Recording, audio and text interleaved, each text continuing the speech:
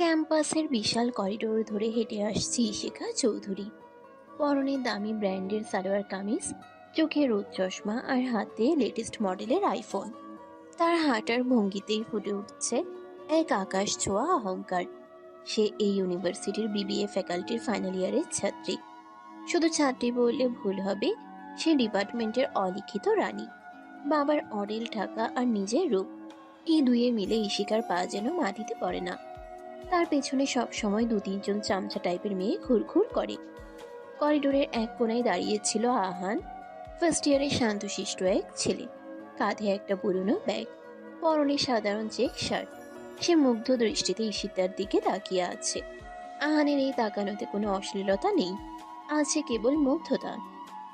Varsity ভর্তি হওয়ার প্রথম দিনে সেই শিখাকে দেখেছিল, আর সেদিনে অদ্ভুত এক ভালো লাগা তৈরি হয়েছিল। তবে সে জানে ইশিকা আকাশের চাঁদ আর সে মাটির ধুলো। এক্সকিউজ মি, এই যে hello mister check shirt. Ishika হঠাৎ আহানের সামনে এসে থমকে দাঁড়ালো। আহান চমকে উঠল। সে ভাবতেই পারেনি ঈশিতা নিজে থেকে তার সাথে কথা বলবে। ভয়ে তার বুক ধড়ফড় করতে লাগলো। আহ, আমাকে বলছেন ম্যাম? জিতা চোখের চশমাটা কপালে তুলে তার ছেলের হাসি হাসলো। তার বান্ধবী নীলা পাশ থেকে ফিক করে হেসে দিল। এখানে কি আর কেউ আছে যার গায়ে সস্তার চেক শার্ট? আচ্ছা, তোমরা জুনিয়ররা কি ম্যানার্স জানো না? সিনিয়র আপু যাচ্ছে, সাইড দেবে না? নাকি রূপ দেখতে দেখতে পথ আঁটিলেই দাঁড়িয়ে থাকাটাই তোমাদের কাজ? সরি আপু, আমি আসলে খেয়াল করিনি। আমি সরে যাচ্ছি। আহান দ্রুত সরে যাওয়ার চেষ্টা করলো, কিন্তু ইশিকা বাঁ হাত বাড়িয়ে তার পথ আটকালো। ইশিকার মুখে এখন শিকারী বিড়ালের মতো কৌতুক।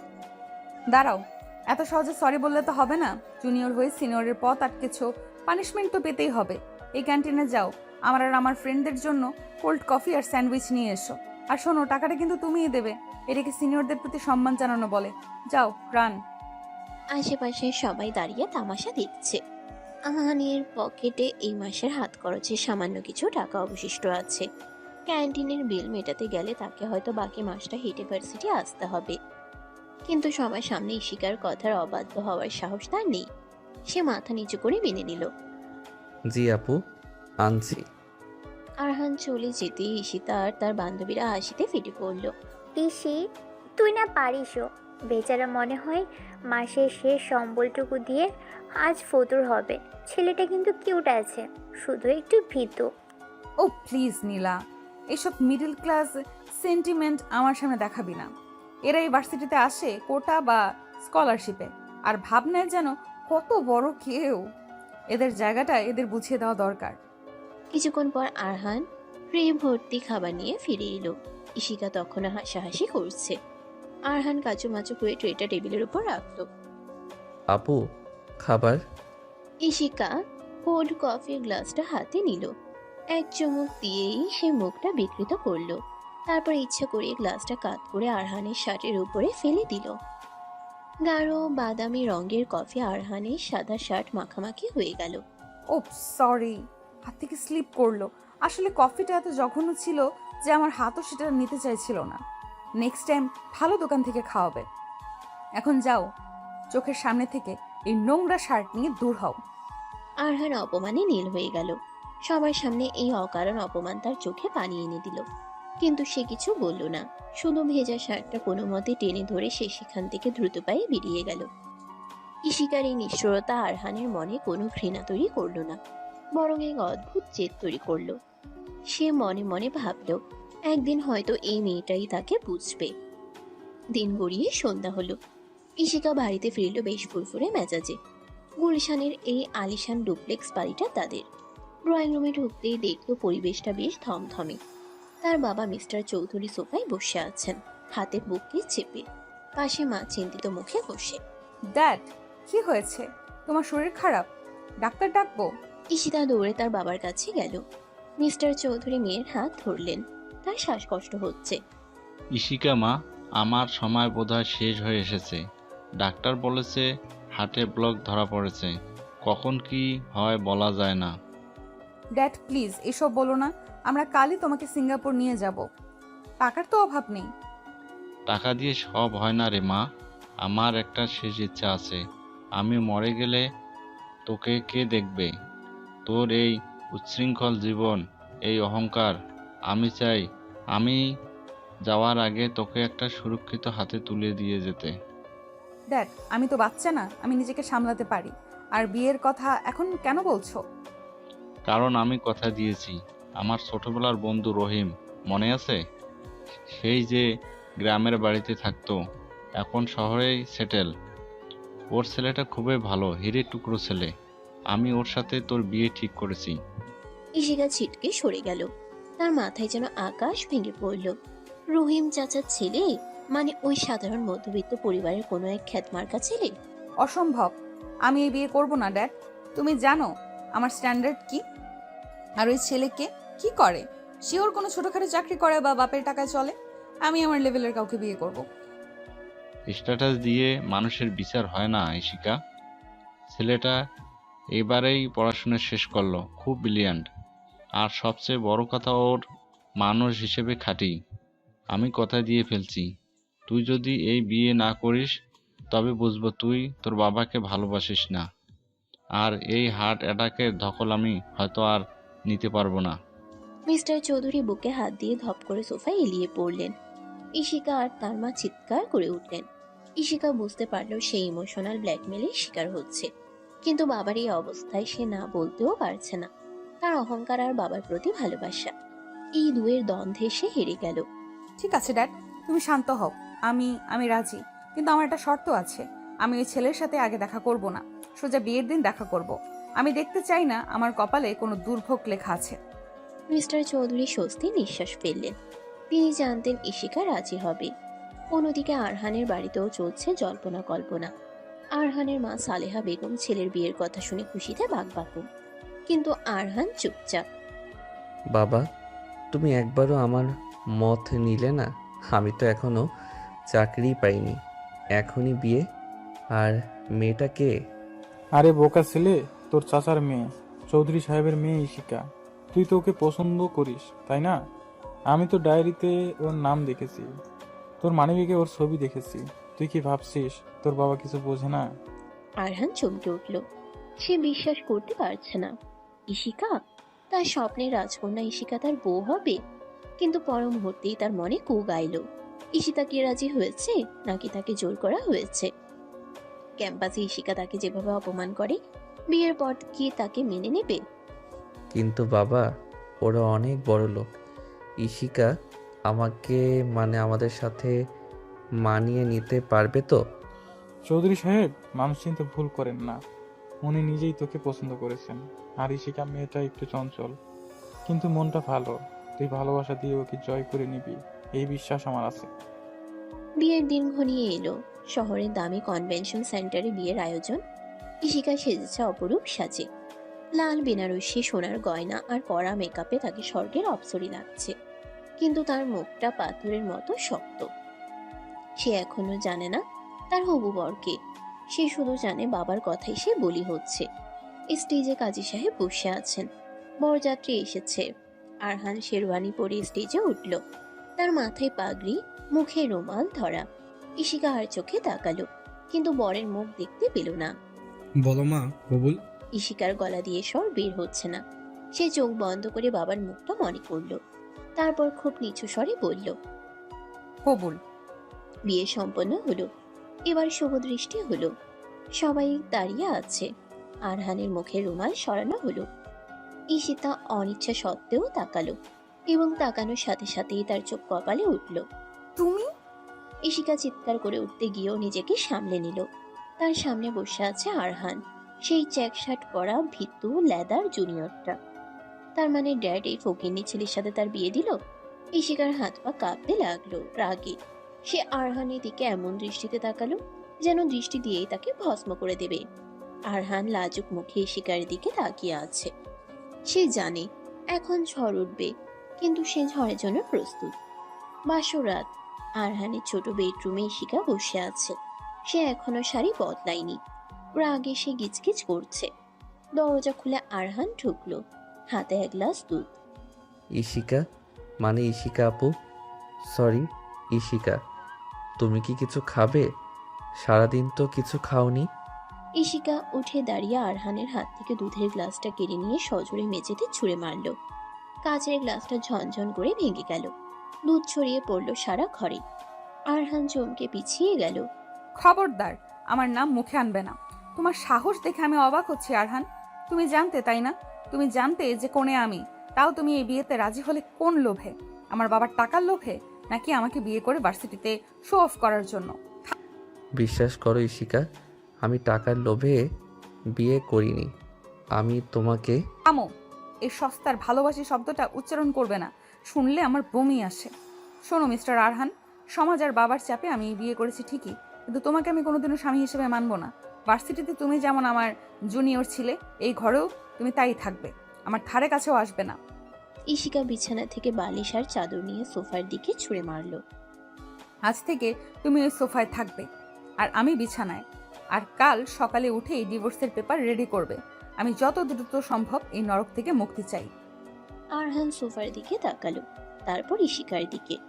ইশিকার চোখে এখন আগুন জ্বলছে, কিন্তু আরহান সে আগুনের পেছনের অস্থিরতাটুকু দেখতে পেল। সে শান্ত গলায় বলল, আমি সোফাতেই থাকবো ইশিকা, তোমাকে অস্বস্তিতে ফেলবো না। তবে ডিভোর্স সেটা আমি দিতে পারবো না, কারণ আমি কবুল বলেছি আর আমি আমার কথা ফেলি না। তুমি ঘুমাও, অনেক রাত হয়েছে। আরহান লাইট নিভিয়ে দিল। ঘরের কোণে জিরো পাওয়ারে নীল আলো জ্বলছে। ইশিকা বিছানায় শুয়ে ফুপিয়ে কাঁদতে লাগলো, নিজের কপাল আর বাবার উপরে অভিমানী। আর আরহান সোফায় শুয়ে ছাদের দিকে তাকিয়ে রইল। তার মনে একটাই চিন্তা, অহংকারের এই পাহাড় ডিঙ্গিয়ে সে কি কখনো ইশিকার হৃদয়ে পৌঁছাতে পারবে, নাকি এই ঘৃণার অনলে পুড়ে ছাই হয়ে যাবে তাদের সম্পর্ক। জানালার গ্রিল গলি সকালের মিহি রোদ এসে পড়েছে সোফায় শুয়ে থাকা আরহানের মুখে। সারা শরীর ব্যথা করছে তার। ছোট সোফাটায় গুটিসুটি মেরে শুয়ে থাকায় ঘাড়টা কেমন শক্ত হয়ে আছে। আরহান চোখ পিটপিট করে তাকালো। তার সামনে বড় খাটটায় আয়েশ করে ঘুমাচ্ছে ইশিকা। সিল্কের চাদরটা তার গায়ের উপর থেকে একটু সরে গেছে। ভোরের আলোয় ইশিকাকে কোনো অহংকারী সিনিয়র বা রাগী বউ মনে হচ্ছে না, বরং মনে হচ্ছে রূপকথার ঘুমন্ত রাজকন্যা। আরহান মুগ্ধ হয়ে কিছুক্ষণ তাকিয়ে রইল। এই মেয়েটাকে সে গত 2 বছর ধরে ক্যাম্পাসে দেখে আসছে, কিন্তু কখনো ভাবিনি এতটা কাছে পাবে। যদিও এই কাছে পাওয়ার মধ্যে যোজন যোজন মাইলের মানসিক দূরত্ব রয়েছে। আরহান ঘড়ির দিকে তাকালো। সকাল 7টা বাজে। আজ তাদের বাড়িতে বউ ভাত। আত্মীয় স্বজনরা আসতে শুরু করবে। কিছুক্ষণের মধ্যেই আরহান দ্রুত উঠে পড়ল। ইশিকা ঘুম থেকে ওঠার আগেই তাকে সবকিছু গুছিয়ে রাখতে হবে। সে পা টিপে টিপে বাথরুমে ঢুকে ফ্রেশ হয়ে নিল। বেরিয়ে এসে দেখলো ইশিকা নড়াচড়া করছে। উফ, কি গরম! এসিটা কি কাজ করছে না, নাকি তোমরা সেটাও বন্ধ করে রেখেছো? ইশিকা চোখ না খুলেই বিড়বিড় করে অভিযোগ করলো। আরহান দ্রুত রিমোট খুঁজে এসির টেম্পারেচার কমিয়ে দিল। এসি চলছে ইশিকা, আসলে কারেন্ট চলে গিয়েছিল কিছুক্ষণ আগে। জেনারেটরে এসি বেশিক্ষণ লোড নিতে পারে না। এখন কারেন্ট এসেছে, ঘর ঠান্ডা হয়ে যাবে। ইশিকা ধর্মর করে উঠে বসলো। তার চুলগুলো এলোমেলো, চোখে মুখে ঘুমে রেশ। আরহানকে তোয়ালে কাঁধে দাঁড়িয়ে থাকতে দেখে সে নাক ছিটকালো। তুমি এখনো এই ঘরে? তোমাকে না বলেছিলাম আমার ঘুম ভাঙার আগেই আমার চোখের সামনে থেকে দূর হবে? সকালবেলা তোমার মুখ দেখলে আমার দিনটা খারাপ যায়। আমি ফ্রেশ হতে গিয়েছিলাম, আর আজ তো বউ ভাত। মা বলছিল তাড়াতাড়ি তৈরি হতে, পার্লার থেকে লোক আসবে তোমাকে সাজাতে। পার্লার? ওই পাড়াতে বিউটি পার্লারের সস্তা মেকআপ আর্টিস্ট? ইম্পসিবল! আমি ওদের হাতের ছোঁয়াও আমার স্কিনে লাগাবো না। আমি আমার পার্লার মেকআপ আর্টিস্টকে কল করেছি, সে আসবে। আর শোনো, আমার ব্রেকফাস্ট রুমে দিয়ে যাবে। তোমাদের ডাইনিং টেবিলে সবার সাথে বসে খাওয়ার মতো মেন্টালিটি আমার নেই। আরহান দীর্ঘশ্বাস ফেলল। সে জানে ইশিকার এই জেদ ভাঙানো সম্ভব নয়। সে মাথা নেড়ে সম্মতি জানালো। ঠিক আছে, আমি মাকে বলে দিচ্ছি। তুমি ফ্রেশ হয়ে নাও। আরহান রুম থেকে বেরিয়ে গেল। ইশিকা বিছানা থেকে নেমে ড্রেসিং টেবিলের সামনে দাঁড়ালো। আয়নায় নিজের প্রতিবিম্ব দেখে তার নিজেরই কান্না পাচ্ছে। ভার্সিটির টপ সুন্দরী, চৌধুরী গ্রুপের একমাত্র ওয়ারিশ। সে আজ এই চুনকা মুঠা দেওয়ালের এক মধ্যবিত্ত বাড়িতে বন্দি। তার মোবাইলটা বেজে উঠল। স্ক্রিনে নীলা নামটা ভাসছে। শোনো নীলা। কি রে দোস্ত, বাসর রাত কেমন কাটলো? তো সেই লেদার জুনিয়র জামাই কি তোর পায়ে তেল মালিশ করে দিয়েছে নাকি? নীলার ঠাট্টা শুনে ইশিকার পিত্তি জ্বলে গেল। সে রাগে ফোনটা শক্ত করে ধরল। শাট আপ নীলা, একদম ফালতু কথা বলবি না। আমি এমনিতেই ফ্রাস্ট্রেটেড। তোরা আজ আসছিস তো, প্লিজ আমাকে এখান থেকে কিছুক্ষণের জন্য হলেও রেস্কিউ কর। আমার এই বাড়িতে দম বন্ধ হয়ে আসছে। আসবো তো অবশ্যই, তোর জামাইয়ের হাতের বিরিয়ানি খেতে আসবো। বাই দ্য ওয়ে, আমরা একটা প্ল্যান করেছি, আজ তোর জুনিয়র পরে ক্লাস নেব, দেখিস কি করি। ইশিকা ফোনটা রেখে দিল। নীলার কথায় তার মনে একটু স্বস্তি হইল না, বরং অস্বস্তি বাড়ল। আরহানকে সে পছন্দ করে না ঠিকই, কিন্তু ভার্সিটির ফ্রেন্ডরা এসে আরহানকে অপমান করবে এটা ভাবতেই কেন জানি তার একটু খটকা লাগলো। সে মাথা থেকে চিন্তাটা ছেড়ে ফেলল। আরহানের যা যোগ্যতা তাতে অপমানই তার প্রাপ্য। দুপুর গড়িয়ে বিকেল। আরহানের বাড়ির ছাদ আর ড্রয়িং রুম সাজানো হয়েছে। আত্মীয় স্বজন গিজগিজ করছে। আরহানের মা সালেহা বেগম খুব ব্যস্ত। তিনি পুত্রবধূর জন্য নিজের হাতে রান্না করেছেন। ইশিকা তৈরি হয়ে নিচে নামলো। তার পরনে গোল্ডেন কালারের লেহেঙ্গা, গলায় হিরের সেট। তাকে এতটাই উজ্জ্বল লাগছে যে উপস্থিত সবাই হা হয়ে তাকিয়ে রইল। আরহান পাশে দাঁড়িয়ে আছে, একটা সাধারণ পাঞ্জাবি পরে। ইশিকার পাশে তাকে নিতান্তই মলিন দেখাচ্ছে। মারে, তোকে যে কি সুন্দর লাগছে, মাশাআল্লাহ। কারো নজর না লাগুক। আয় মা, এখানে বস। সালেহা বেগম ইশিকার কপালে চুমু খেতে গেলেন। ইশিকা আলতো করে মাথাটা সরিয়ে নিল, যেন তার শাশুড়ির স্পর্শে তার মেকআপ নষ্ট হয়ে যাবে। সালেহা বেগম একটু অপ্রস্তুত হলেন, কিন্তু কিছু মনে করলেন না। তিনি ভাবলেন, বড়লোকের মেয়ে হয়তো এমনটাই স্বভাব। আন্টি মানে মা, আমি সোফায় বসতে পারবো না, আমার লেহেঙ্গাটা খুব ভারী, আমাকে একটা আলাদা চেয়ার দিন। আরহান দ্রুত একটা গদিওয়ালা চেয়ার এনে দিল। ইশিকা সেখানে গটগট করে বসে পড়ল। আত্মীয়রা ফিসফিস করে কথা বলছে। বউ তো খুব দেমাগি, আরহানের সাথে তো মানাচ্ছে না। এসব কথা আরহানের কানে আসছে, কিন্তু সে নির্বিকার। একটু পরেই হই হই করে ঢুকলো ইশিকার ভার্সিটির গ্যাং। নীলা, তানভীর, রিয়া আর আরো কয়েকজন। তাদের সবার পরনে ওয়েস্টার্ন ড্রেস, হাতে দামি গিফট ব্যাগ। তারা ঢুকতেই পরিবেশটা wow Ishika, this is unbelievable. তুই সত্যি এই বস্তিতে আছিস? তানভীরের কথা শুনে ড্রয়িং রুমের পিনপতন নীরবতা নেমে এলো। আরহানের বাবা রহিম সাহেব অপমানিত বোধ করলেন, কিন্তু মেহমান বলে কিছু বললেন না। ইশিকা নিজেও কিছুটা বিব্রত হলো। তানভীর, আস্তে কথা বল, এটা আমার শ্বশুর বাড়ি। শ্বশুর বাড়ি? ও প্লিজ, এটাকে তো আমাদের সার্ভেন্ট কোয়ার্টারের চেয়েও ছোট মনে হচ্ছে। আর তোর হাজবেন্ড কোথায়, সেই মিস্টার জুনিয়র? আরহান তানভীরের ঠিক পেছনেই দাঁড়িয়েছিল। সে শান্ত গলায় বলল, আমি এখানে, ভেতরে আসুন আপনারা, ওয়েলকাম। তানভীর আর নীলা আরহানের দিকে তাকিয়ে তাচ্ছিলের হাসি হাসল। নীলা আরহানের পাঞ্জাবির হাতাটা ধরে নেড়ে দেখল। কি রে আহান, এইটা কি নিউ মার্কেটের ফুটপাথ থেকে কেনা নাকি বিয়ের গিফটে পাওয়া? ইশিকার পাশে দাঁড়ানোর জন্য মিনিমাম একটা ব্র্যান্ডেড পাঞ্জাবি তো পরতে পারতি।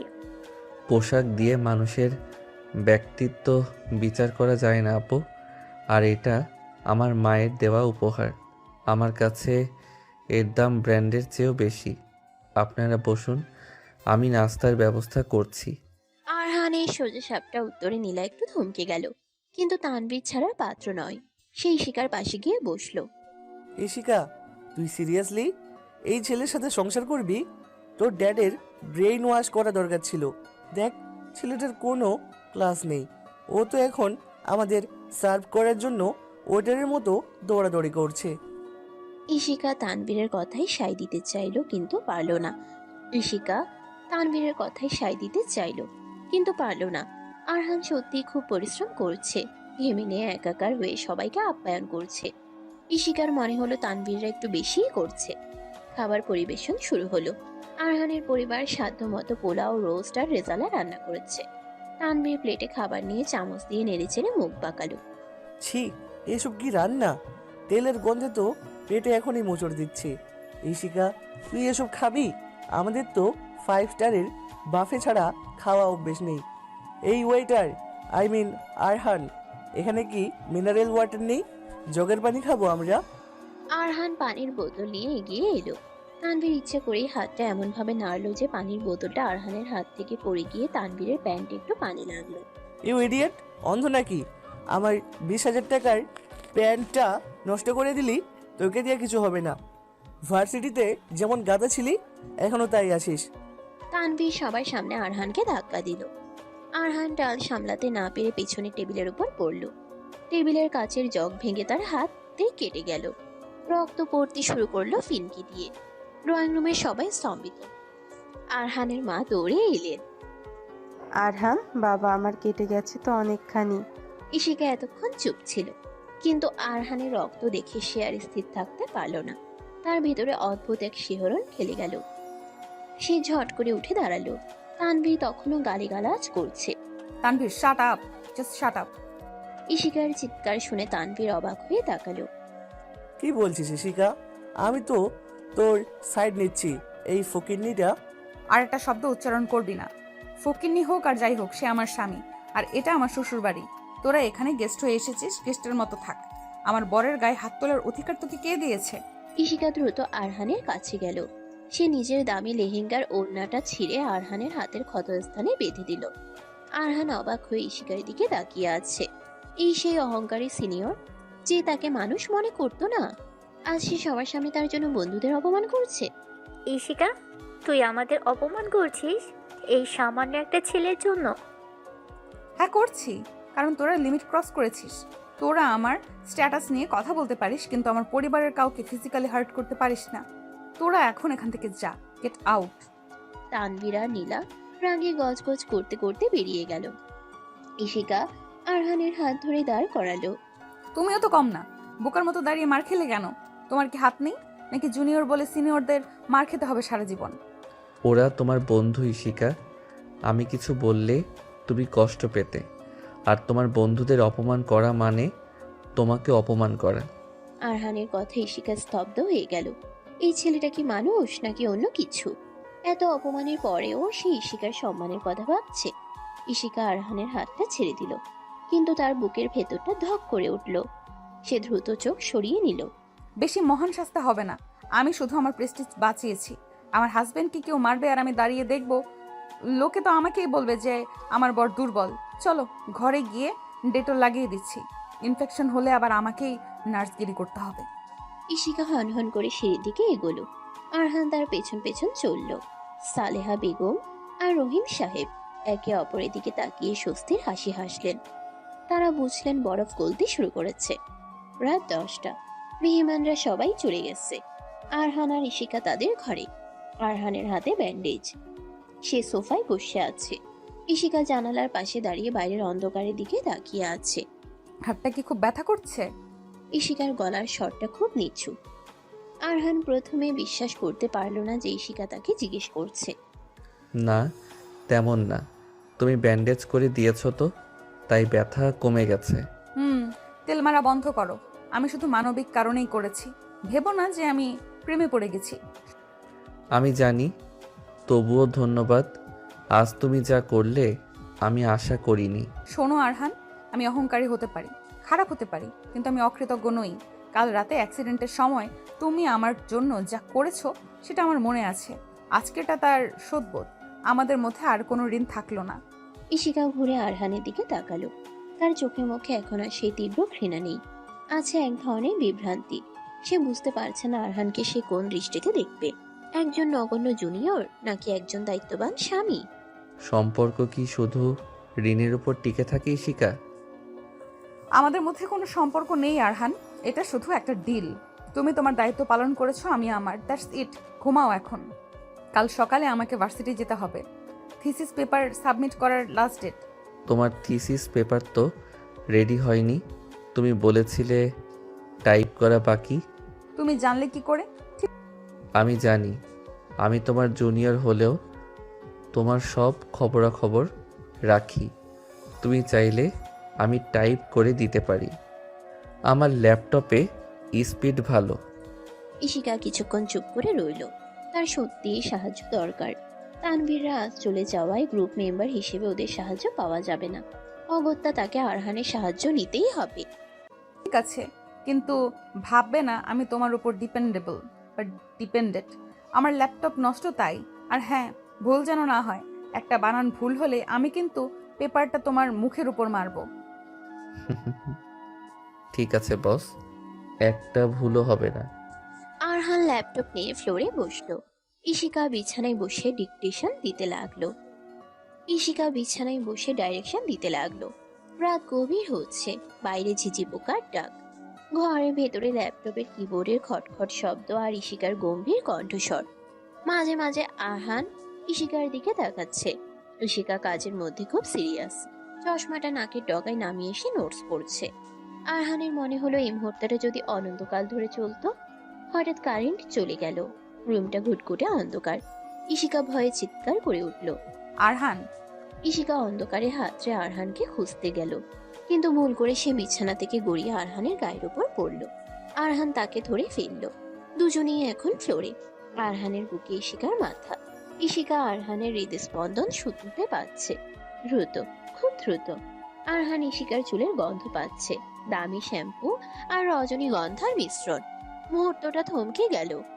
অন্ধকারে কেউ কাউকে দেখছে না, কিন্তু অনুভব করছে তীব্রভাবে। ইশিকা সরে যেতে চাইল, কিন্তু আরহানের হাত তাকে আলতো করে ধরে রেখেছে। ভয় নেই, আইপিএস এখনই অন হবে। আমাকে ছাড়ো। ঠিক তখনই বাতি জ্বলে উঠল। ইশিকা দ্রুত নিজেকে ছাড়িয়ে নিয়ে উঠে দাঁড়ালো। সে হাঁপাচ্ছে, তার ফর্সা গাল দুটো লজ্জায় লাল হয়ে গেছে। আরহানও উঠে দাঁড়ালো। সে মেঝের দিকে তাকিয়ে আছে। তুমি তুমি ইন্টেনশনালি আমাকে ধরে রেখেছিলে, তাই না? সুযোগ সন্ধানী কোথাকার। আমি শুধু তোমাকে পড়ে যাওয়া থেকে বাঁচাচ্ছিলাম। স্যাট আপ, কাজ শেষ করো, আমি ঘুমালাম। ইশিকা কম্বল মুড়ি দিয়ে শুয়ে পড়ল, কিন্তু তার ঘুম আসছে না। বারবার আরহানের বুকে মাথা রাখার সেই মুহূর্তটা মনে পড়ছে। কেন তার হৃদস্পন্দন বেড়ে গেল? কেন আরহানের স্পর্শে তার ঘেন্না লাগলো না? ইশিকা নিজেকেই প্রশ্ন করল।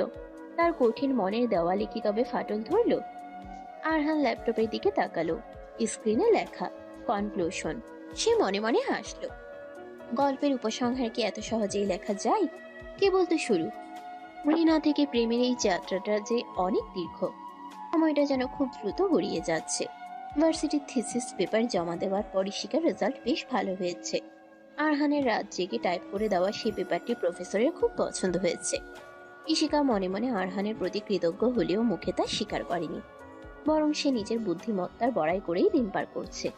এদিকে ইশিকার বাবা মিস্টার চৌধুরীর শরীরটা খুব একটা ভালো যাচ্ছে না। ডাক্তার তাকে সম্পূর্ণ বিশ্রামে থাকার পরামর্শ দিয়েছেন। তাই চৌধুরী গ্রুপের নতুন একটি রিসর্ট প্রজেক্ট পরিদর্শনের দায়িত্ব পড়েছে ইশিকার কাঁধে। জায়গাটা সিলেটের পাহাড়ি এলাকায়, নির্জন কিন্তু ব্যবসার জন্য খুব সম্ভাবনাময়।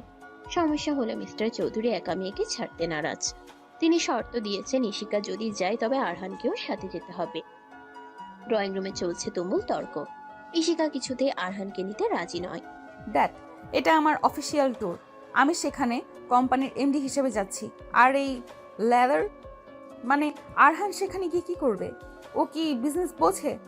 ও গেলে আমার প্রেস্টিজ থাকবে না, সবাই ভাববে আমি একা কাজ সামলাতে পারি না, তাই বডিগার্ড নিয়ে এসেছি। ইশিকা, আমি কোনো তর্ক শুনতে চাই না। এই এলাকাটা একটু রিমোট। তাছাড়া ও তোর স্বামী, বিপদে আপদে ও ছাড়া তোর আপন কেউ নেই। আহান যাবে, এটাই ফাইনাল। আর আহান, তুমি তৈরি তো? আরহান এক কোনায় চুপচাপ দাঁড়িয়েছিল। সে জানে ইশিকা তাকে সহ্য করতে পারছে না, কিন্তু শ্বশুরের অসুস্থতা আর আদেশের সম্মান তাকে রাখতেই হবে। জি বাবা, আমি তৈরি। আপনি চিন্তা করবেন না, আমি ওর কোনো কাজে ইন্টারফেয়ার করব না, শুধু সাথে থাকবো। ঠিক আছে, কিন্তু মনে রেখো মিস্টার আরহান, গাড়িতে তুমি আমার পাশে বসবে না, ড্রাইভারের পাশে বসবে।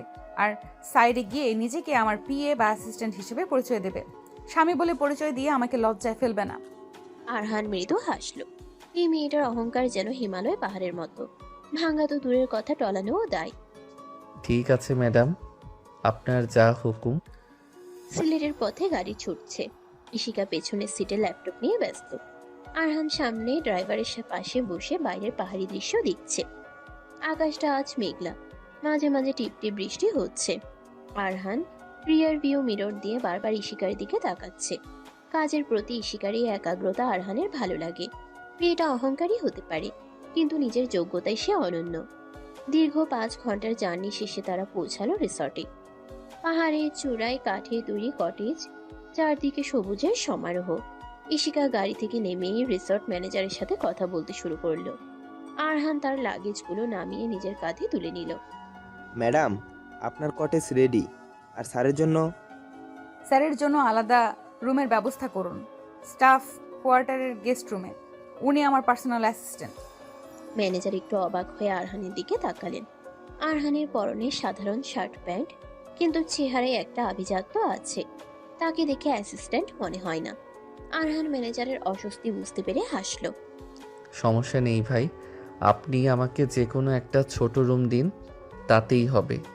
ইশিকা আরহানের দিকে একটা বিজয়ী হাসি ছুড়ে দিয়ে নিজের কটেজের দিকে চলে গেল। আরহান দীর্ঘশ্বাস ফেলে স্টাফ কোয়ার্টারের দিকে পা বাড়ালো। তার মনে কোনো অভিযোগ নেই, সে শুধু চায় ইশিতা নিরাপদে থাকুক।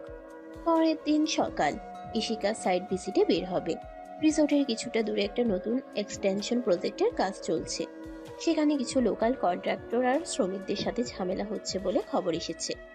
ইশিকা ব্লেজার পরে পুরো দস্তুর বস সেজে তৈরি। আরহান তার পেছন পেছন যাচ্ছে। তুমি কেন আসছো?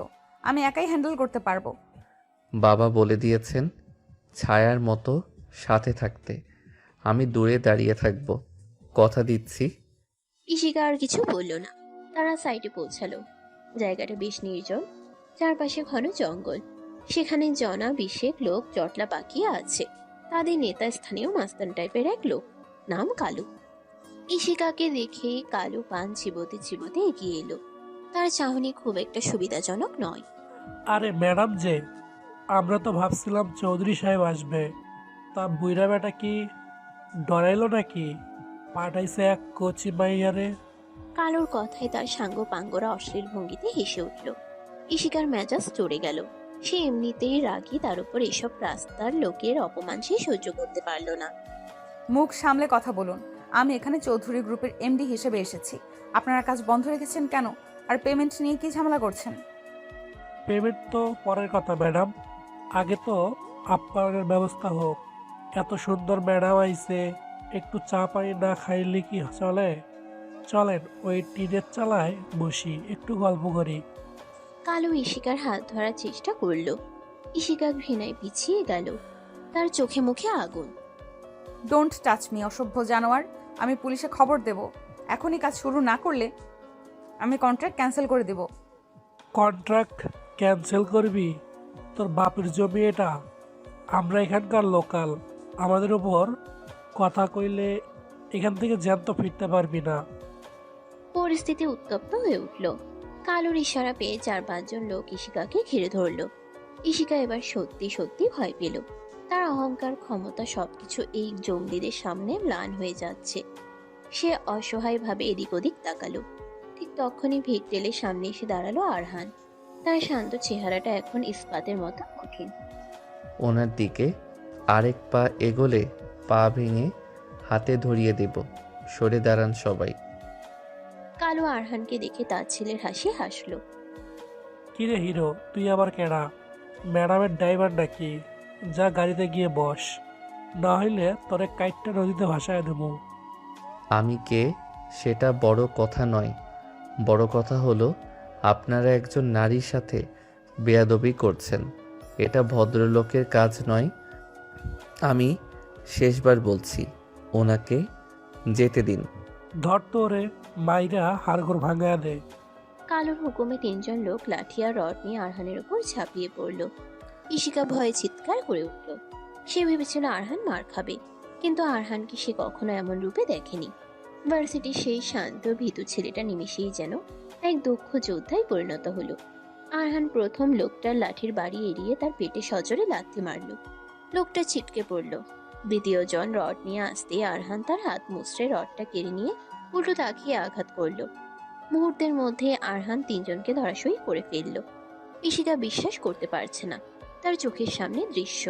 এই সেই আরহান যে তার ধমক শুনে কাঁপে। কালু দেখলো অবস্থা খারাপ। সে পকেট থেকে একটা ধারালো সুইচ গিয়ার চাকু বের করলো। আরহান তখন অন্য একজনকে সামলাতে ব্যস্ত। কালু সুযোগ বুঝে পেছন থেকে আরহানের উপর ঝাঁপিয়ে পড়ল। আরহান, পেছনে দেখো। ইশিকার চিৎকারে আরহান ঘুরল ঠিকই, কিন্তু ততক্ষণে দেরি হয়ে গেছে। কালোর চাকুর পোস্টটা আরহানের পেটে লাগার কথা ছিল, কিন্তু আরহান সরে যাওয়ায় সেটা তার ডান বাহুতে এবং পিঠের কাছে গভীর ক্ষত সৃষ্টি করলো। ফিনকি দিয়ে রক্ত বেরিয়ে এলো। আরহান যন্ত্রণায় কুকিয়ে উঠল, কিন্তু পড়ে গেল না। সে উল্টো ঘুরে কালুর নাকে একটা শক্ত ঘুষি মারল। কালো জ্ঞান হারিয়ে পড়ে গেল। বাকিরা ভয়ে পালিয়ে গেল। আরহান হাঁটু গেড়ে মাটিতে বসে পড়ল। তার সাদা শার্টটা রক্তে লাল হয়ে যাচ্ছে। ইশিকা দৌড়ে এলো। তার চোখ দিয়ে অঝরে পানি পড়ছে। সে তার দামি হ্যান্ডব্যাগটা ফেলে দিয়ে আরহানের রক্তমাখা শরীরের কাছে বসে পড়ল। আরহান, আরহান তুমি ঠিক আছো? ও মাই গড, এত রক্ত! আমি ঠিক আছি ইশিকা। তুমি তুমি ঠিক আছো তো? ওরা তোমাকে ছয়নি তো? আরহানের এই অবস্থাতেও ইশিকার চিন্তাই তার মাথায়। ইশিকা আর নিজেকে ধরে রাখতে পারল না। সে আরহানকে জড়িয়ে ধরল। তার অহংকার, আভিজাত্য, ঘৃণা সব চোখের পানিতে ধুয়ে গেল। তুমি একটা পাগল। কেন গেলে মারামারি করতে? ওরা তো তোমাকে মেরে ফেলতো। আমার জন্য কেন নিজের জীবন রিস্ক নিলে? আমি তো তোমাকে ঘৃণা করি। ঘৃণা করলেও তুমি আমার দায়িত্ব ইশিকা। আর তোমাকে ব্যথা পেতে দেখা আমার পক্ষে সম্ভব না। কথা বলতে বলতে আরহান ইশিকার কাঁধেই ঢলে পড়ল। রক্তক্ষরণে সে জ্ঞান হারিয়েছে। ইশিকা পাগলের মতো চিৎকার করতে লাগলো ড্রাইভারের জন্য। মতিন ভাই, গাড়ি বের করুন তাড়াতাড়ি, হসপিটালে যেতে হবে। আরহান, চোখ খোলো প্লিজ। হাসপাতালের ইমার্জেন্সি কেবিন। আরহান অচেতন হয়ে শুয়ে আছে। তার বাহুতে আর পিঠে 17টা সেলাই পড়েছে। ডাক্তার বলেছেন প্রচুর রক্তক্ষরণ হয়েছে, তবে এখন সে বিপদমুক্ত। ইশিকা আরহানের বেডের পাশে একটা টুলে বসে আছে। তার পরনে এখনো সে রক্তমাখা ব্লেজার। সে এক মুহূর্তের জন্য এখান থেকে নড়েনি। নার্স এসে তাকে কয়েকবার ড্রেসিং করতে বলেছে, কিন্তু সে শোনেনি। ইশিকা আরহানের শান্ত মুখের দিকে তাকিয়ে আছে। ভার্সিটিতে সে কতবার এই ছেলেটাকে অপমান করেছে, কফি ছুঁড়ে মেরেছে, বন্ধুদের দিয়ে হাসাহাসি করিয়েছে, অথচ আজ সেই ছেলেটাই নিজের জীবন বাজি রেখে তার সম্মান বাঁচালো। ইশিকার মনে হলো সে পৃথিবীর সবচেয়ে নিকৃষ্ট মানুষ। সে আরহানের হাতটা আলতো করে স্পর্শ করলো। এই হাতটা সে বাসর রাতে ছুঁড়ে ফেলে দিয়েছিল। আজ এই হাতটাই তার কাছে সবচেয়ে নিরাপদ আশ্রয় মনে হচ্ছে। সরি আরহান, আমি অনেক খারাপ, তাই না? তোমাকে মানুষ বলেই গণ্য করিনি, অথচ তুমি আমার জন্য আজ মরতে বসেছিলে। ইশিকা ফুপিয়ে কেঁদে উঠল। হঠাৎ আরহানের হাতটা একটু নড়ে উঠল। ইশিকা দ্রুত চোখ মুছল। আরহান, তুমি শুনতে পাচ্ছ? আরহান ধীরে ধীরে চোখ খুলল। হসপিটালের সাদা আলোয় তার চোখ ধাঁধিয়ে যাচ্ছে। সে ঝাপসা দৃষ্টিতে দেখল ইশিকা তার হাত ধরে বসে আছে। ইশিকার চোখে পানি, চুল এলোমেলো। আরহান আলতো হাসার চেষ্টা করল। আমি কি স্বর্গে? কারণ অহংকারী রাক্ষসী তো কখনো কাঁদে না। আমার সামনে তো মনে হচ্ছে কোনো পরী বসে আছে।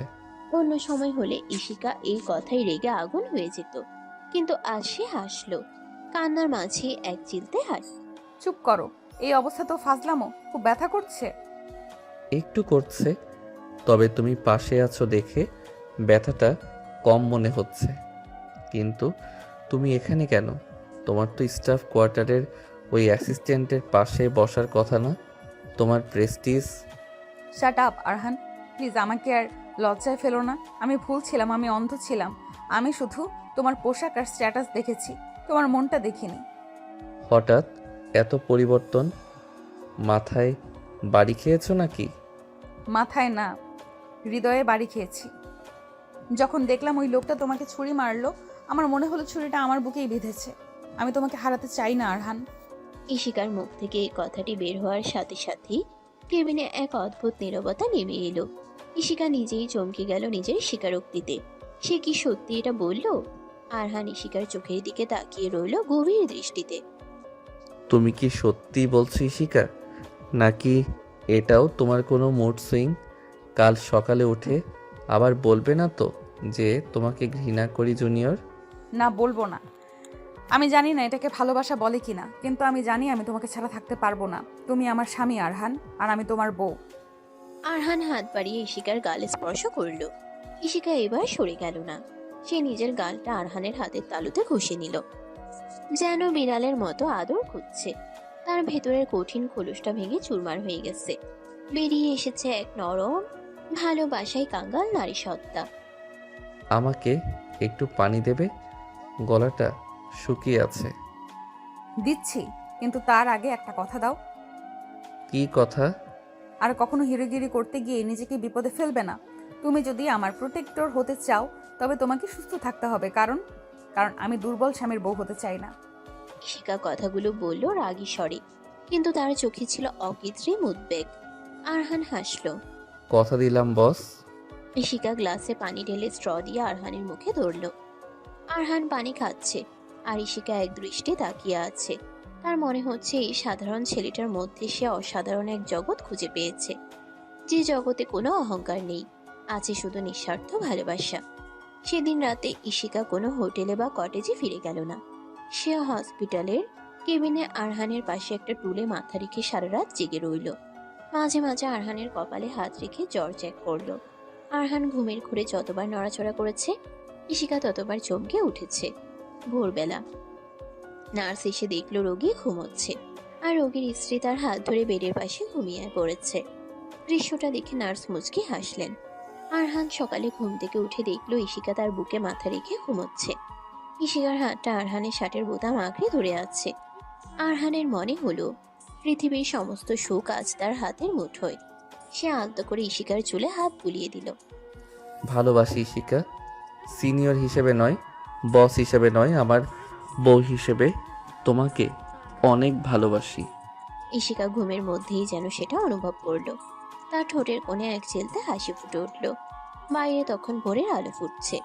সিলেটের পাহাড়ের আড়ালে সূর্য উকি দিচ্ছে, ঠিক যেমন ইশিকার মনের মেঘ সরে গিয়ে ভালোবাসার সূর্য উঠছে। কিন্তু সব গল্প কি এত সহজে শেষ হয়? তাদের এই নতুন ভালোবাসার পথে কি আর কোনো বাধা আসবে না? অফিসের রাজনীতি, ইশিকার বাবার অসুস্থতা, আর তাদের অসম স্ট্যাটাসের লড়াই, সব কি এত সহজে মিটে যাবে? সিলেট থেকে ঢাকার পথে কালো রঙের ল্যান্ড ক্রুজারটি ছুটে চলেছে। বাইরের আকাশ আজ ঝকঝকে নীল, ঠিক যেন ইশিকার মনের প্রতিচ্ছবি।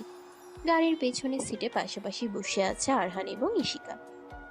কয়েকদিন আগে সেই দূরত্বের দেয়ালটা আজ আর নেই। আরহানের ডান হাতে ব্যান্ডেজ, সে একটু আয়েশ করে সিটে হেলান দিয়ে বসে আছে। ইশিকা তার বাম হাত দিয়ে আরহানের সুস্থ হাতটা শক্ত করে ধরে রেখেছে। তার দৃষ্টি বারবার আরহানের মুখের দিকে যাচ্ছে, যেন চোখের পলক ফেললেই আরহান হারিয়ে যাবে। ড্রাইভার মতিন বারবার রিয়ার ভিউ মিরর দিয়ে পেছনের দৃশ্য দেখছে আর মনে মনে অবাক হচ্ছে। যে ম্যাডাম তার স্বামীকে গাড়ির সামনে বসাতেন, আজ তিনি নিজেই স্বামীর কাঁধে মাথা রেখে বসে আছেন। তোমার কি ব্যথা করছে আরহান? সিটটা কি আর একটু নিচু করে দেব? না ইশিকা, আমি একদম ঠিক আছি।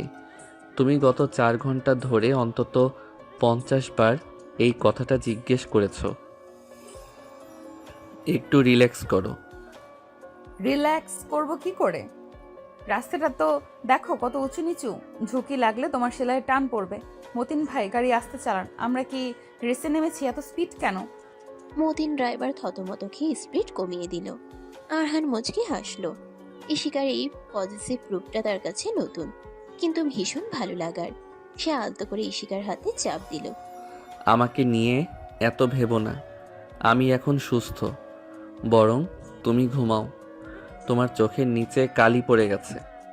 গত 2 রাত তো হাসপাতালেই কাটালে। তোমাকে এই অবস্থায় রেখে আমার ঘুম আসবে না। আর আমি ডিসাইড করেছি ঢাকায় ফিরে তুমি 1 সপ্তাহ অফিসে যাবে না, সম্পূর্ণ বেড রেস্ট। কিন্তু বস, আমার তো ছুটি নেই। আমার বস তো খুব কড়া, সে যদি আমাকে ফায়ার করে দেয়। ইশিকা আরহানের ঠাট্টা বুঝতে পেরে লজ্জা পেল। সে আরহানের বুকে মৃদু কিল মারল। চুপ করো, ওই বসের দিন শেষ।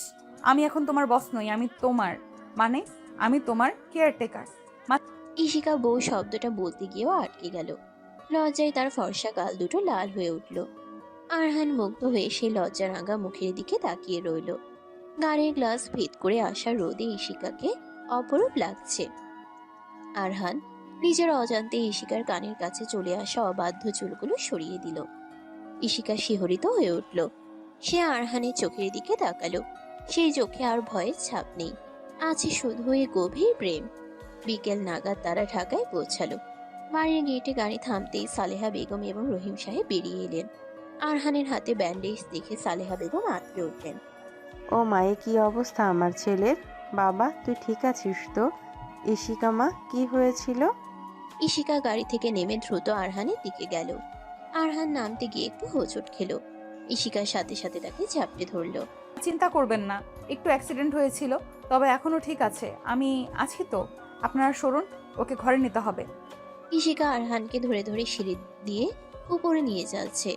রহিম সাহেব স্ত্রীর দিকে তাকিয়ে হাসলেন। যে মেয়ে বাসর রাতে স্বামীকে সোফায় শুতে বলেছিল, আর সে মেয়ে স্বামীকে ধরে ধরে ঘরে নিয়ে যাচ্ছে। ভালোবাসার কি অদ্ভুত শক্তি। বেডরুমে ঢুকে ঈশিকা আরহানকে বিছানায় বসালো। রুমটা বেশ কয়েকদিন বন্ধ থাকায় একটু ভ্যাপসা গরম লাগছে। ঈশিকা দ্রুত এসি চালিয়ে দিল। তারপর আরহানের জুতো খুলে দিতে উদ্যত হলো। আরহান চমকে উঠে পা সরিয়ে নিল। আরে আরে করছো কি? তুমি কেন জুতো খুলবে? আমি নিজে পারবো। একদম নড়বে না, তোমার হাত ব্যথা, নিচু হলে চাপ পড়বে। চুপচাপ বসে থাকো, আমি তোমার স্ত্রী, এইটুকু করার অধিকার আমার আছে। ঈশিকা জোর করে আরহানের জুতো ও মোজা খুলে দিল। তারপর আলমারি থেকে আরহানের একটা আরামদায়ক টি শার্ট আর ট্রাউজার বের করলো। এই নাও, চেঞ্জ করে নাও, নাকি এটাও আমাকে করিয়ে দিতে হবে? ঈশিকা দুষ্টুমি করে কথাটা বললেও পর মুহূর্তেই জিভ কাটলো। আরহান হাসছে। করিয়ে দিলে তো মন্দ হতো না। আমার এক হাত অচল। অসভ্য, বেশি সুযোগ নিও না। যাও ওয়াশরুমে গিয়ে চেঞ্জ করে এসো, আমি খাবারের ব্যবস্থা করছি। আরহান ফ্রেশ হয়ে এসে দেখলো ঈশিকা বিছানাটা নতুন করে গুছিয়ে রেখেছে। সোফার উপর থেকে আরহানের বালিশার কাঁথা উধাও। সেখানে এখন ঈশিকার দামি ভ্যানিটি ব্যাগ রাখা। আরহান অবাক হয়ে বিছানার দিকে তাকালো। আমার বালিশ কোথায় ঈশিকা? আমি কি আজ ফ্লোরে শোবো? এই ঘরে আর কোনোদিন কেউ সোফায় বা ফ্লোরে শুবে না। আজ থেকে এই মুহূর্তে এই বিছানাটা আমাদের দুজনের। আরহানের বুকের ভেতরটা ধড়াস করে উঠল। সে ঈশিকার দিকে এগিয়ে গেল। ঈশিকা তখন জানালার পর্দা টানছিল। আরহান পেছন থেকে ঈশিকার কাঁধে হাত রাখলো। ঈশিকা ঘুরে দাঁড়ালো। দুজনের মাঝখানে দূরত্ব মাত্র কয়েক ইঞ্চি। তুমি শিওর ঈশিকা? পরে আবার সকালে উঠে বলবে না তো যে আমি তোমার পার্সোনাল স্পেস নষ্ট করছি? আরহান প্লিজ, আমাকে আর লজ্জা দিও না। আমি জানি আমি অনেক ভুল করেছি, আমাকে মাফ করে দাও। আমি আর সেই অহংকারী ঈশিকা হতে চাই না, আমি শুধু তোমার হতে চাই। ঈশিকার চোখে জল টলমল করছে। আরহান আর নিজেকে ধরে রাখতে পারল না। সে তার সুস্থ হাত দিয়ে ঈশিকার কোমর জড়িয়ে তাকে নিজের কাছে টেনে আনলো। ঈশিকাও কোনো বাধা দিল না, বরং আরহানের বুকে মাথা রাখলো। আরহানের ব্যান্ডেজ করা হাতটা ঈশিকার পিঠের উপর আলতো করে রাখা। বোকা মেয়ে, মাপ তো কবেই করে দিয়েছি। যেদিন তুমি আমাকে প্রথমবার জুনিয়র বলে অপমান করেছিলে সেদিনই তো প্রেমে পড়েছিলাম। তোমার ওই রাগী লোকটাই তো আমাকে ঘায়েল করেছিল। তাই? আমি তো ভাবতাম তুমি আমাকে জমের মতো ভয় পাও। ভয় তো এখনো পাই। বাঘিনী বউকে কে না ভয় পায়? ঈশিকা হেসে উঠল। আরহান ঈশিকার চিবুক ধরে তার মুখটা উপরে তুলল। ঈশিকার হাসি থেমে গেল। আরহানের চোখে এখন তীব্র আকাঙ্ক্ষা। সে ধীরে ধীরে নিজের মুখটা ঈশিকার মুখের কাছে নিয়ে গেল। ঈশিকা চোখ বন্ধ করে ফেলল। তার ঠোঁট কাঁপছে। আরহান আলতো করে ঈশিকার ঠোঁটে নিজের ঠোঁট ছোঁয়ালো। এটি কোনো সিনেমার দৃশ্য নয়, এটি দুটি তৃষ্ণার্ত হৃদয়ের মিলনের মুহূর্ত। দীর্ঘদিনের জমে থাকা অভিমান, ঘৃণা আর দূরত্বের বাঁধন নিমিষেই ভেঙে চুরমার হয়ে গেল। ঈশিকা তার দুই হাত দিয়ে আরহানের গলা জড়িয়ে ধরল। আরহানের স্পর্শে সে যেন গলে যাচ্ছে। এই প্রথম সে অনুভব করলো ভালোবাসার উষ্ণতা কতটা তীব্র হতে পারে। আরহান তাকে আরো নিবিড়ভাবে জড়িয়ে ধরল। বাইরের পৃথিবীর সমস্ত কোলাহল যেন থেমে গেছে। শুধু তাদের দুজনে নিঃশ্বাসের শব্দ শোনা যাচ্ছে। কিছুক্ষণ পর আরহান মুখ সরালো। ঈশিকা লজ্জায় আরহানের বুকে মুখ লুকালো। Welcome to my world Mrs Arhan. Thank you for coming into my life Mr Arhan. Arhan, একটা কথা বলবো? বলো। ভার্সিটিতে আমি তোমাকে ওই কফি ছুঁড়ে মেরেছিলাম, তোমার খুব রাগ হয়েছিল তাই না? রাগ না, কষ্ট পেয়েছিলাম। মনে হয়েছিল এই সুন্দর মেয়েটার মনটা এত কালো কেন। কিন্তু এখন বুঝছি ওটা কালো ছিল না, শুধু একটু ধুলো জমেছিল, আর আমি সেই ধুলো পরিষ্কার করার কাজটা নিয়েছি। আমি কথা দিচ্ছি আরহান, আর কখনো তোমাকে কষ্ট দিব না। আর অফিসেও আমি সবার সামনে তোমাকে সম্মান দিব। তানভীর বা অন্য কেউ যদি তোমাকে নিয়ে কিছু বলে, আমি তাদের জিহ্বা ছিঁড়ে নেব। ওরে বাবা, এত ভায়োলেন্ট হওয়ার দরকার নেই, তুমি পাশে থাকলেই হবে। ইশিকা উঠে বসলো। সে আরহানের মুখের দিকে ঝুঁকে এলো। ডিম লাইটের আলোয় ইশিকার চোখে দুষ্টুমি খেলা করছে। শুধু পাশে থাকলেই হবে, আর কিছু লাগবে না? আর কি? যেমন আর একটু ভালোবাসা। কথা শেষ না করতেই ইশিকা আরহানের কপালে চুমু খেলো, তারপর চোখের পাতায়, গালে এবং সবশেষে ঠোঁটে। আরহান তার সুস্থ হাত দিয়ে ইশিকার ঘাড় স্পর্শ করলো। ইশিকা আরহানের কানের কাছে ফিসফিস করে বলল, আমি তোমাকে ভালোবাসি আরহান, অনেক অনেক ভালোবাসি। সেই রাতে আর কোনো কথা হলো না, শুধু ভালোবাসার আদান প্রদান চলল। ইশিকা তার সমস্ত অহংকার বিসর্জন দিয়ে আরহানের মাঝে নিজেকে সমর্পণ করলো। আরহানের ব্যথাতুর শরীর যেন ইশিকার সোহাগে নিমিষেই জুড়িয়ে গেল। পরের দিন সকাল, আরহান ঘুম ভেঙে দেখলো ইশিকা পাশে নেই। সে ধর্মর করে উঠে বসলো। ইশিকা কি তবে স্বপ্ন ছিল? কিন্তু রান্নাঘর থেকে আসা সুগন্ধে তার ভুল ভাঙল। আরহান উঠে ডাইনিং টেবিলে গেল। সেখানে এক অভাবনীয় দৃশ্য। ইশিকা এপ্রন পরে টেবিলে খাবার সাজাচ্ছে। তার চুলগুলো উঁচু করে খোপা করা, মুখে বিন্দু বিন্দু ঘাম। আরহানকে দেখে সে উজ্জ্বল হাসি হাসল। গুড মর্নিং হাজবেন্ড, ওঠো ফ্রেশ হয়ে নাও, আমি ব্রেকফাস্ট রেডি করছি। তুমি রান্না করেছো, কিন্তু তুমি তো রান্না পারো না। আর মা কোথায়? ইউটিউব দেখে করেছি, মা আমাকে হেল্প করেছে। আজ থেকে আমি ঠিক করেছি সপ্তাহে অন্তত একদিন আমি তোমার জন্য রান্না করব। দেখো তো খেয়ে কেমন হয়েছে। আরহান চেয়ারে বসলো। প্লেটে পোড়া পোড়া অমলেট আর টোস্ট। কফিটাও একটু বেশি কালো দেখাচ্ছে, কিন্তু আরহানের কাছে মনে হলো এটাই পৃথিবীর সেরা ব্রেকফাস্ট। সে এক কামড় খেয়ে চোখ বন্ধ করলো। অমৃত। ইশিকা, তুমি তো মাস্টার শেফ হয়ে গেছো। মিথ্যা বলো না, আমি জানি একটু পুড়ে গেছে, কিন্তু পরের বার ঠিক হয়ে যাবে। পুড়ে যাক, তোমার হাতের ভালোবাসা তো আছে এতে। ইশিকা আরহানের পাশে এসে বসলো। সে নিজ হাতে আরহানকে খাইয়ে দিতে লাগলো, কারণ আরহানের ডান হাত এখনো ব্যান্ডেজ করা। সালেহা বেগম দূর থেকে এই দৃশ্য দেখে আঁচলে চোখ মুছলেন। তার ছেলের সংসারটা শেষ পর্যন্ত সুখের হলো। 3 দিন পর আরহান একটু সুস্থ বোধ করছে। ইশিকা জেদ ধরেছে আজ সে আরহানকে নিয়ে অফিসে যাবে। আরহান না করেছিল, কিন্তু ইশিকা শোনেনি। অফিসের পার্কিং লটে ইশিকার গাড়ি থামলো। সিকিউরিটি গার্ড স্যালিউট দিল। ইশিকা আরহানের হাত ধরে গাড়ি থেকে নামলো। আগে অফিসে ঢোকার সময় ইশিকা আগে আগে হাঁটতো, আর আরহান পেছনে ফাইলের বোঝা নিয়ে আসতো। আজ ইশিকা আরহানের সাথে পা মিলিয়ে হাঁটছে। লিফটে ওঠার সময় তানভীরের সাথে দেখা। তানভীর বাঁকা হাসলো। আরে ইশিকা, আর আমাদের হিরো আরহান, কি খবর? শুনলাম সিলেটে গিয়ে নাকি খুব মারপিট করেছে, গুন্ডা পান্ডা তাড়াতে গিয়ে নিজেরই অবস্থা খারাপ। তা এখন কি সুস্থ, নাকি ছুটির অ্যাপ্লিকেশন দিতে হবে? আরহান কিছু বলার আগে ইশিকা তানভীরের দিকে এগিয়ে গেল। তার দৃষ্টি এখন সেই পুরনো বসের মতো তীক্ষ্ণ, কিন্তু তাতে আরহানের প্রতি অপমান সহ্য না করা দৃঢ়তা। Tanvir, mind your language. Arhan সিলেটে কোম্পানিকে এবং আমাকে বাঁচাতে গিয়ে আহত হয়েছে।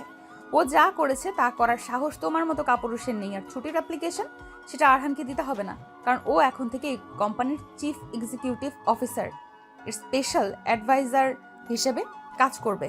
সো ওকে সম্মান দিয়ে কথা বলবে, গট ইট? তানভীরের মুখটা হা হয়ে গেল। লিফটের ভেতরে থাকা অন্য কলিগরাও চমকে উঠল। আরহান নিজেও অবাক। সে ইশিকার দিকে তাকালো। ইশিকা, এটা তুমি কি বললে? Special adviser? কেন পছন্দ হয়নি? তুমি আমার জীবনের অ্যাডভাইজার, আর তো কোম্পানির কেন নয়? চলো কেবিনে। ইশিকা আরহানের হাত ধরে নিজের বিশাল কেবিনে নিয়ে গেল। কেবিনের দরজা বন্ধ করে সে ব্লাইন্ডসগুলো নামিয়ে দিল। আরহান সোফায় বসলো। তুমি পাগল হয়ে গেছো ইশিকা। তানভীর এখন সবাইকে বলে বেড়াবে। বলুক, আমার কিছু যায় আসে না। আমি চাই সবাই জানুক আরহান শুধু আমার জুনিয়র বা এমপ্লয়ি নয়, ও আমার স্বামী, আমার গর্ব। ইশিকা আরহানের কোলের উপর বসে পড়ল। অফিসে এমন কাণ্ড আরহান কল্পনাও করেনি। ইশিকা, এটা অফিস, কেউ চলে আসবে। দরজা লক করা, আর আমি বস, আমার পারমিশন ছাড়া কেউ ঢুকবে না। ইশিকা আরহানের গলার টাই ধরে তাকে নিজের দিকে টানলো। এখন কাজের কথা বাদ, আমাকে একটা গুড মর্নিং কিস দাও। সকালে তাড়াহুড়োয় দেওয়া হয়নি। তুমি সত্যিই বদলে গেছো। এই ইশিকাকে আমি চিনতেই পারছি না। চিনে নাও, সারা জীবন তো এই ইশিকার সাথেই থাকতে হবে। আরহান আর দ্বিমত করল না। সে ইশিকার কোমরে হাত রেখে তাকে নিবিড়ভাবে কাছে টেনে নিল। অফিসের কাজ ঘেরা ঘরের নীরবতায় আবারও দুটি ঠোঁট এক হলো। বাইরের ব্যস্ত শহরের কোলাহল তাদের স্পর্শ করতে পারল না। ঘৃণা আর অহংকারের দেয়াল ভেঙে এখন শুধুই প্রেমের জোয়ার। ইশিকা প্রমাণ করে দিল ভালোবাসা পেলে মানুষ কতটা বদলে যেতে পারে। সে এখন আর শুধু অহংকারী বস নয়, সে এখন আরহানের প্রেমিকা, আরহানের সোহাগী বউ। কিন্তু সুখের মুহূর্তে তারা জানে না মেঘের আড়ালে আবার ঝড় ছমছে। তানভীর অপমানের শোধ নিতে নতুন কোনো ষড়যন্ত্র আটছে কিনা কে জানে। আর ইশিকার বাবার শরীরটাও কি ভালো থাকবে? তাদের এই নতুন সংসার কি বাইরের ষড়যন্ত্রের মোকাবেলা করতে পারবে? জানালার বাইরে ঝুম বৃষ্টি হচ্ছে, আকাশের বুক চিরে বিদ্যুৎ চমকাচ্ছে মাঝে মাঝে। চৌধুরী ভিলার ড্রয়িং রুমে আজ থমথমে পরিবেশ। অফিসের এমডি রায়হান সাহেব, ইশিকার বাবা মিস্টার চৌধুরী এবং অফিসের কয়েকজন বোর্ড মেম্বার সোফায় বসে আছেন। তাদের উল্টো দিকে দাঁড়িয়ে আছে তানভীর, তার মুখে এক শয়তানি হাসি, আর এক কোণে মাথা নিচু করে দাঁড়িয়ে আছে আরহান। ইশিকা এখনো এসে পৌঁছায়নি, সে বাবার ওষুধ খাওয়াতে ভেতরে গিয়েছিল।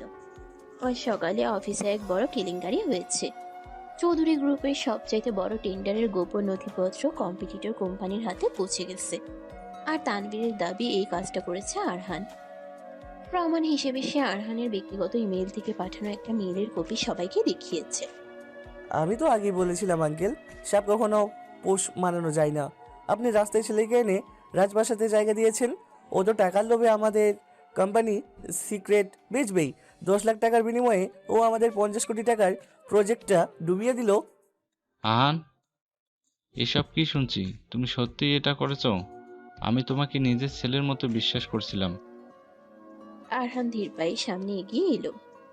তার চোখে মুখে কোনো ভয় নেই, বরং এক অদ্ভুত শান্ত ভাব। সে জানে সে নির্দোষ, কিন্তু প্রমাণ তার বিরুদ্ধে। তানভীর খুব চতুরতার সাথে আরহানের ল্যাপটপ হ্যাক করে ইমেলটা পাঠিয়েছে। বাবা, আমি জানি প্রমাণ আমার বিরুদ্ধে, কিন্তু আপনি কি বিশ্বাস করেন আমি টাকার জন্য আপনাদের সাথে বেইমানি করব? আমি ইশিকাকে ভালোবাসি, এই সংসারটাকে ভালোবাসি। টাকার আমার কোনো লোভ নেই। ও প্লিজ স্টপ দিস ড্রামা। চোর ধরা বললে সবাই সাধু সাজে। রায়হান স্যার, আমি মনে করি এখানে পুলিশে ইনফর্ম করা উচিত। কর্পোরেট এসপিওজেন্স বা গুপ্তচর বৃদ্ধি ছোটখাটো অপরাধ নয়, ওকে জেলে পাঠানো হোক। ঠিক তখনই সিঁড়ি দিয়ে ধীর পায়ে নেমে এলো ইশিকা। তার পরনে নীল রঙের শাড়ি, চুলগুলো পরিপাটি করে বাঁধা। তার চোখে সেই পুরনো আগুনের ঝলকানি। তবে আজ সেটা আরহানের জন্য নয়, আরহানের শত্রুদের জন্য। ইসে তার হাতে একটা ফাইল এবং একটা প্যান ড্রাইভ। সে গটগট করে হেঁটে এসে সোজা তানভীরের সামনে দাঁড়ালো। পুলিশে তো অবশ্যই খবর দেওয়া হবে তানভীর, তবে সেটা আরহানের জন্য নয়। তানভীরের হাসি মুখটা চুপসে গেল। সে আমতা আমতা করে বলল, মানে তুই কি বলতে চাইছিস ইশিকা? প্রমাণ তো সব আরহানের বিরুদ্ধে। প্রমাণ তৈরি করা যায় তানভীর, কিন্তু সত্য লুকোনো যায় না। তুমি কি ভুলে গেছো আমি তোমার বস? আর একজন বস তার এমপ্লয়িদের প্রতিটি পদক্ষেপ নজরে রাখে, বিশেষ করে তাদের যাদের চরিত্র নিয়ে সন্দেহ থাকে। ইশিকা হাতে থাকা পেন ড্রাইভটা রায়হান সাহেবের হাতে দিল এবং টিভির সাথে কানেক্ট করতে বলল। সবাই উৎসুক হয়ে স্ক্রিনের দিকে তাকালো। স্ক্রিনে ভেসে উঠল তানভীরের কেবিনের সিসিটিভি ফুটেজ। গত পরশু রাত 8টা, অফিস ফাঁকা। তানভীর আরহানের ডেস্কে বসে আরহানের ল্যাপটপ অন করছে এবং নিজের প্যান ড্রাইভ ঢুকাচ্ছে। ফুটেজে পরিষ্কার দেখা যাচ্ছে তানভীর কারোর সাথে ফোনে কথা বলছে। ড্যাড, রায়হান আঙ্কেল, আপনারা দেখুন, তানভীর আরহানের পাসওয়ার্ড চুরি করে ওর ল্যাপটপ থেকে মেলটা পাঠিয়েছে। শুধু তাই নয়, ও আমাদের রাইভাল কোম্পানি অ্যাপেক্স গ্রুপ এর কাছ থেকে 20 লাখ টাকা ঘুষ খেয়েছে। তার প্রমাণ এই অডিও ক্লিপে। ইশিকা মোবাইলে একটা অডিও রেকর্ড প্লে করলো। সেখানে তানভীরের গলা স্পষ্ট শোনা যাচ্ছে, কাজ হয়ে গেছে বস, আরহানের মেল থেকে পাঠিয়েছি। সাপও মরবে, লাঠিও ভাঙবে না। ইশিকা এখন বাধ্য হবে ওই ফকিনিটাকে ডিভোর্স দিতে। তানভীর ভয়ে কাঁপতে শুরু করলো।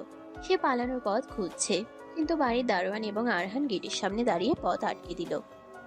তুই ভেবেছিলি আমি বোকা, আরহানকে ফাঁসিয়ে দিবি আর আমি বিশ্বাস করব? আরহান আমার স্বামী, ওর উপর আমার বিশ্বাস আমার নিজের চেয়েও বেশি। তুই চেয়েছিলি আমাদের আলাদা করতে, কিন্তু তুই আমাদের বন্ধন আরো শক্ত করে দিলি। ইশিকা, আমাকে মাফ করে দে, আমি আসলে জেলাস ছিলাম। আমি তোকে পছন্দ করতাম। ইশিকা সজোরে তানভীরের গালে একটা থাপ্পড় মারল। শব্দটা পুরো ঘরে প্রতিধ্বনিত হলো। চুপ, তোর নোংরা মুখে ভালোবাসার কথা মানায় না। পুলিশ বাইরে দাঁড়িয়ে আছে, নিয়ে যাও রে। পুলিশ এসে তানভীরকে হাতকড়া পরিয়ে নিয়ে গেল। মিস্টার চৌধুরী উঠে দাঁড়িয়ে আরহানের কাছে গেলেন। তিনি লজ্জায় আরহানের দিকে তাকাতে পারছেন না। বাবা হান, আমাকে মাফ করে দিস। আমি বৃদ্ধ মানুষ, কান কোথায় বিভ্রান্ত হয়েছিলাম। তুই যে কত বড় মনের মানুষ সেটা আজ আবার প্রমাণ হলো। বাবা, মাফ চাইবেন না। আপনি বড়, আপনার শাসন করার অধিকার আছে। আর তানভীর যা প্ল্যান করেছিল তাতে যে কেউ বিভ্রান্ত হতো। ইশিকা এগিয়ে এসে আরহানের হাত ধরল। সবার সামনে এসে আরহানের কাঁধে মাথা রাখলো। সরি আরহান, তোমাকে আজ আমার জন্য এত কথা শুনতে হলো। আরে বস, হিরো হতে গেলে একটু ভিলেনের মার তো খেতেই হয়। তাছাড়া ক্লাইম্যাক্সে তুমি এসে যেভাবে আমাকে বাঁচালে, মনে হচ্ছিল আমি কোনো সিনেমার দৃশ্য দেখছি। মাই সুপার হিরো ওয়াইফ। সবাই হেসে উঠল। ঘরের বাড়ি বাতাস হালকা হয়ে গেল। বাইরে বৃষ্টি থেমে গেছে। মেঘ সরে গিয়ে রোদ উঠছে। ঠিক যেন তাদের জীবনের কালো অধ্যায় শেষ হয়ে নতুন করে সূচনা হলো। 6 মাস পর চৌধুরী গ্রুপ এখন সাফল্যের চূড়ায়। আরহান এখন কোম্পানির অন্যতম ডিরেক্টর। তার মেধা আর ইশিকার পরিচালনায় কোম্পানি অনেক দূর এগিয়ে গেছে। আজ আরহান আর ইশিকার প্রথম বিবাহ বার্ষিকী। রাতে ছাদের উপর এক রোমান্টিক ডিনারের আয়োজন করা হয়েছে। চারিদিকে মোমবাতির আলো, মৃদু বাতাসে ফুলের সুবাস। আরহান একটা সাদা স্যুট পরে অপেক্ষা করছে। ইশিকা এলো একটু পরে। তার পরনে গাঢ় নীল রঙের শিফন শাড়ি, খোলা চুল বাতাসে উড়ছে। তাকে দেখে আরহানের চোখ পলক ফেলতে ভুলে গেল। এভাবে তাকিয়ে আছো কেন? আগে কখনো দেখোনি?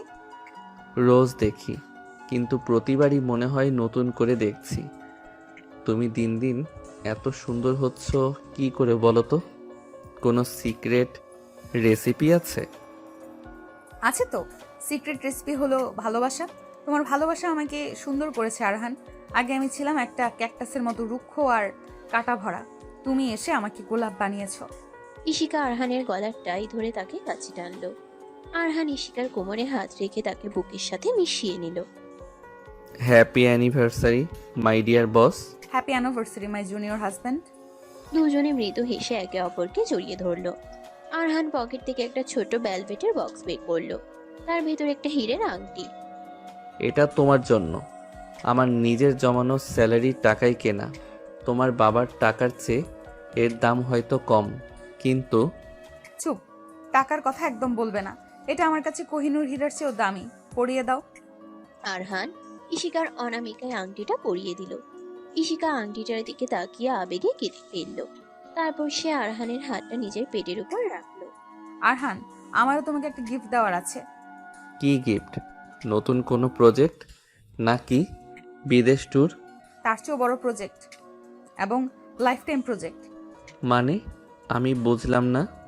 মানে হলো আমাদের পরিবারের নতুন মেম্বার আসছে। তুমি বাবা হতে চলেছো মিস্টার আরহান। আরহান মুহূর্তের জন্য স্তব্ধ হয়ে গেল। সে বিশ্বাস করতে পারছে না। তার চোখ মুখ আনন্দে উজ্জ্বল হয়ে উঠল। সে ইশিকাকে কোলে তুলে নিয়ে ঘুরতে শুরু করলো। ইশিকা, সত্যি? তুমি সত্যি বলছো আমি বাবা হচ্ছি? ইয়া আল্লাহ, আমি পৃথিবীর সবচেয়ে সুখী মানুষ। আরহান, নামাও আমাকে, মাথা ঘুরছে তো। পাগল হলে নাকি? আরহান ইশিকাকে নামিয়ে দিল, কিন্তু তাকে ছাড়লো না। সে হাঁটু খেড়ে ইশিকার পেটে কান পাতল, যেন এক্ষুনি অনাগত সন্তানের হৃদস্পন্দন শুনতে চাইছে। ইশিকা আরহানের চুলে হাত বুলিয়ে দিচ্ছে। Thank you Ishika, thank you so much. তুমি আমাকে সব কিছু দিয়েছ, সম্মান, ভালোবাসা, আর আজ এই শ্রেষ্ঠ উপহার। তুমিও আমাকে কম দাওনি। আমাকে মানুষ হতে শিখিয়েছো, ভালোবাসতে শিখিয়েছো। জানো আরহান, ভার্সিটিতে আমি তোমাকে জুনিয়র ভাবতাম, তুচ্ছ ভাবতাম, কিন্তু এখন মনে হয় ভালোবাসার ক্লাসে তুমিই আমার সিনিয়র। আমি তো এখনো শিখছি। আমরা দুজনেই শিখছি, সারা জীবন শিখব। রাত গভীর হচ্ছে। আকাশের চাঁদটা আজ বড্ড উজ্জ্বল। আরহান উঠে দাঁড়িয়ে ইশিকার কপালে গভীর এক চুমু খেলো। ইশিকা চোখ বন্ধ করে সে স্পর্শ অনুভব করলো। তাদের ঘৃণা দিয়ে শুরু হওয়া গল্পটা আজ ভালোবাসায় পূর্ণতায় কানায় কানায় ভরে উঠল। সমাপ্তি দৃশ্য। 5 বছর পর সমুদ্র সৈকতে আরহান আর ইশিকা হাঁটছে। তাদের মাঝখানে ছোট্ট এক ফুটফুটে মেয়ে, নাম আয়রা। আয়রা আরহানের হাত ধরে ঝুলছে। পাপ্পু, মাম্মাম আমাকে বকেছে। তুমি মাম্মামকে পানিশমেন্ট দাও। তাই নাকি? মাম্মাম কেন বকেছে মা? আমি আইসক্রিম খেতে চেয়েছিলাম, মাম্মাম দেয়নি। মাম্মাম খুব পচা, একদম হিটলার। কি বললে? আমি পচা? হিটলার? দাঁড়াও, তোমার ব্যবস্থা করছি। ইশিকা দৌড়ে এসে আয়রাকে ধরতে গেল। আয়রা খিলখিল করে হেসে বাবার পেছনে লুকালো। আরহান 2 হাত দিয়ে মা আর মেয়েকে আগলে ধরলো। খবরদার বস, আমার মেয়ের গায়ে হাত দেবে না, ও আমার প্রিন্সেস। ও, বাপ মেয়ে মিলে আমার বিরুদ্ধে টিম আপ? ঠিক আছে, আমি তাহলে চললাম। ইশিকা মিথ্যা অভিমান করে উল্টো দিকে হাঁটা দিল। আরহান চোখের ইশারে মেয়েকে কিছু একটা বলল। আয়রা দৌড়ে গিয়ে মায়ের শাড়ির আঁচল ধরল। সরি মাম্মাম, তুমি পচা না, তুমি ওয়ার্ল্ডের বেস্ট মাম্মাম। ইশিকা হেসে মেয়েকে কোলে তুলে নিল। আরহান এসে তাদের দুজনকে জড়িয়ে ধরল। সমুদ্রের গর্জন আর তাদের হাসির শব্দ মিলেমিশে একাকার হয়ে গেল। গল্পে শুরুটা ছিল অহংকার আর অবহেলার, কিন্তু শেষটা হলো এক অপার ভালোবাসার ক্যানভাসে। ইশিকা এখন আর সে অহংকারী সিনিয়র নেই। সে এখন পরিপূর্ণ এক নারী, এক প্রেমময়ী স্ত্রী এবং এক মমতাময়ী মা।